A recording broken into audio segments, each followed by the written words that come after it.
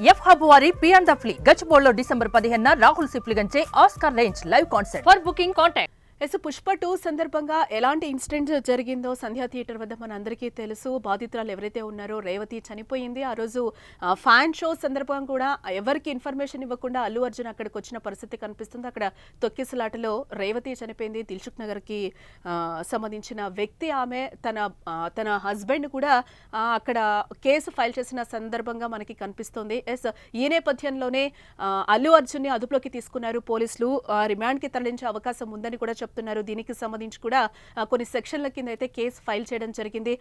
ఈ నేపథ్యంలోనే బట్టలు మార్చుకునే టైం కూడా ఇవ్వరా అని చెప్పి కూడా పోలీసుల మీద అల్లు అర్జున్ ఫైర్ అయిన సందర్భం కనిపిస్తుంది. ఆయన ఒక రకంగా అయితే పోలీసులపై అసహనం వ్యక్తం చేసిన సిచ్యువేషన్ అయితే కనిపిస్తుంది. బట్టలు మార్చుకునే సమయం ఇవ్వలేదని కూడా బన్నీ అంటున్నాడు.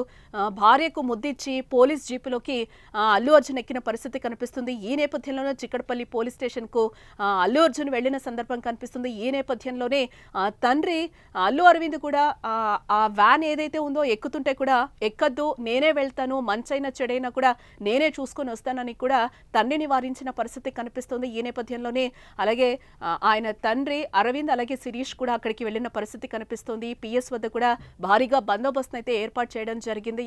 డైరెక్ట్ గా బెడ్రూమ్ లోకి రావడం కూడా కరెక్ట్ కాదు అని చెప్పి కూడా ఈ సందర్భంగా అల్లు అర్జున్ ఒక రకంగా అసహనం వ్యక్తం చేస్తున్న పరిస్థితి కనిపిస్తుంది. ఈ ఎపిసోడ్ అంతా కూడా హైడ్రామాను తలపిస్తున్న పరిస్థితి అయితే మనకి కనిపిస్తుంది. ఆయన అయితే ఉస్మానియా హాస్పిటల్ కి కూడా తరలించారు వైద్య పరీక్షల నిమిత్తం. అనంతరం కూడా ఆయన రిమాండ్ కి తరలించే అవకాశం ఉందని కూడా ఇప్పటివరకు ఉన్న సమాచారాన్ని బట్టి తెలుస్తుంది.